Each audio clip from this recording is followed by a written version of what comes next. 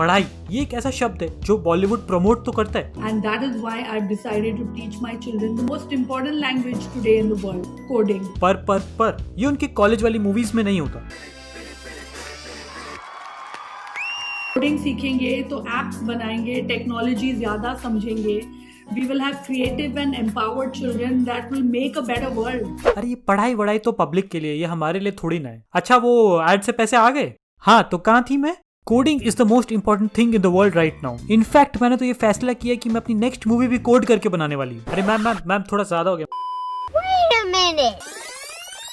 Most important language today in the world, coding. What? अरे भाई coding language नहीं है, जावा C++ ये सारी लैंग्वेजेस है। सही में पैसे के लिए ये बिना जाने कुछ भी प्रमोट करेंगे, इनको कोई मतलब नहीं है। करते कैसे हो ये सब? बड़े आराम से। वेलकम टू सेंट टेरेसा, एक ऐसा कॉलेज जहाँ वर्ल्ड क्लास इंफ्रास्ट्रक्चर है, जैसे कि कबड्डी स्टेडियम जो कि प्रो कबड्डी स्टेडियम से बेटर है, जैसे कि डांस का सेट जो कि डांस रियलिटी शो के सेट से बेटर है, और एक एथलेटिक्स की स्टेडियम जहाँ पे इंडिया की ओलंपिक टीम प्रैक्टिस कर ले। इस कॉलेज में बच्चों का बस एक ही ड्रीम, डांस कंपटीशन जीत गई ना, there'll be no turning back. हाँ वैसे भी पढ़ाई कहाँ होती है इस कॉलेज में। अगर गलती से हो भी जाती है तो बच्चे क्लासरूम में फोन चार्ज करने आते हैं।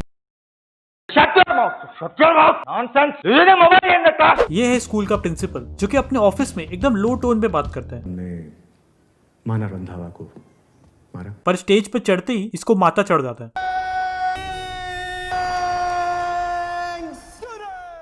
ये है रोहन जो कि अपनी गरीबी और कॉलेज यूनिफॉर्म से थक गया एंड वो हमेशा से सेंट टेरेसास में पढ़ना चाहता था क्योंकि उसकी गर्लफ्रेंड मृदुला भी वहीं पढ़ती है। पर रोहन के पास इतने पैसे नहीं थे। पर एक दिन उसको एक स्कॉलरशिप का लेटर आता है, क्योंकि आप कॉलेजेस तो कभी भी चेंज कर सकते हैं, बस स्कॉलरशिप लेटर की देरी है। लेटर देख के रोहन इतना खुश हो जाता है कि वो अपना पुराना यूनिफॉर्म फेंक के नेक्स्ट डे डीओ की एड से इंस्पायर होकर अपने नए कॉलेज डीओ का पूरा बोतल लगा के जाता है, इस होप्स में कि मृदुला डीओ सूंघते ही बोलेगी, औरत का चक्कर बाबू भैया, औरत का चक्कर। बट हम सबको पता है कि वो एड्स बेकार है, यानी उन लड़कियों को ये सब करने के लिए पैसे मिलते हैं। रिमेम्बर मैंने बोला था कि ये पैसे के लिए हम कुछ भी करेंगे, अब भले ही वो दिल से खेलना हो या दिमाग से, इनको फर्क नहीं पड़ता। और ये बातें कॉलेज जाते ही प्रूव हो जाएगी, क्योंकि जस्ट लाइक रोहन ने कॉलेज आने से पहले एक मेकओवर लिया है, मृदुला भी अब चेंज हो गई है। चेंज नहीं, इवॉल्व हुई। एंड अब वो मृदुला नहीं है, It's Mia. एंड वो रोहन को बोलती है I am, Way out of your league. And अब वो सिर्फ अमीर लड़कों को डेट करती है। बट रोहन भी इतनी जल्दी हार मानने वालों में से नहीं है, एंड वो ये फैसला करता है कि वो अपना शरीर उसके नाम कर देगा, बिकॉज मानो या ना मानो शरीर ही इंसान का सबसे बड़ा धन है। एंड इसको देख के मृदुला इंप्रेस हो जाती है। पर बिफोर तुम ये सुन के अपने भी वन साइडेड लव स्टोरी में ट्विस्ट लाओ, वो अमीर लड़का वापस आ जाता है। एंड गेस व्हाट, मैं रॉन्ग था, क्योंकि पैसे ज्यादा इंपॉर्टेंट है। रोहन को इस कॉलेज से निकाल दिया जाता है क्योंकि उसने ये रूल पढ़ा नहीं था कि इस कॉलेज में टैटूज अलाउड नहीं है, एंड वो अपने पुराने कॉलेज में वापस एडमिशन ले लेता है, बिकॉज यहाँ कुछ भी हो रहा है यार, मान लो, बस मान लो, इसीलिए बोलते हैं कि वो बुलाती है मगर जाने का नहीं, कटेगा। एंड अब रोहन के पास उसकी तन्हाई और मिया के टैटू के अलावा और कुछ नहीं, एंड वो टैटू को देख के सोचता है ये बकचोदी मैंने क्यों किया, क्योंकि उसको याद आ जाता है कि टैटू हटवाने का दर्द टैटू बनवाने से ज्यादा है। एंड इसी गुस्से में वो अपना रूम तहस नहस कर देता है, एंड उसकी मॉम शांति से आके उसको एडवाइस देती है। खुद क्या बनना चाहता है, कभी सोचा भी है? टैलेंट को अंग्रेजी में क्या कहते हैं? हुनर।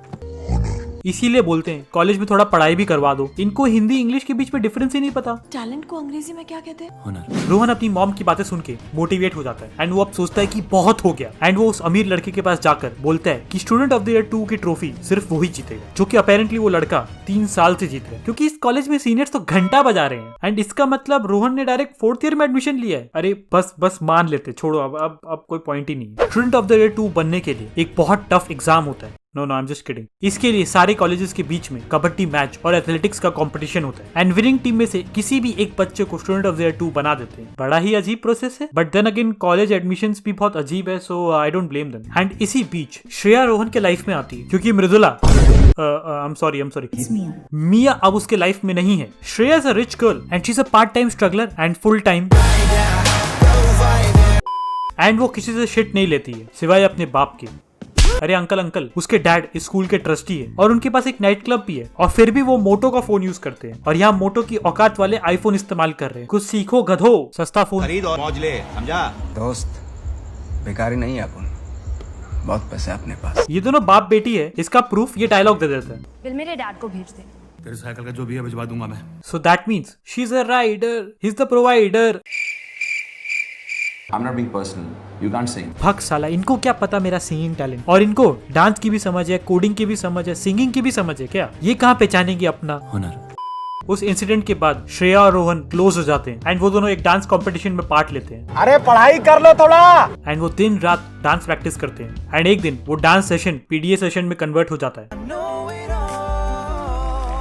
एक मिनट, उनको बगल वाली आंटियों से स्टैंडिंग ओवेशन मिल रहा है। नहीं, मैं सब कुछ मान लूंगा, पर ये बकचोदी तो मैं मान ही नहीं सकता, क्योंकि कौन सी आंटी है ये देख के ये बातें नहीं बनाएंगी कि अरे मैंने देखा था कि ये उसके घर गई थी और इन्होंने छिटकनी बंद कर दिया था, दोनों गंदी हरकतें करते दिन भर, और पता नहीं इनके माँ बाप कैसे, मैं होती तो एक खींच के लगाती।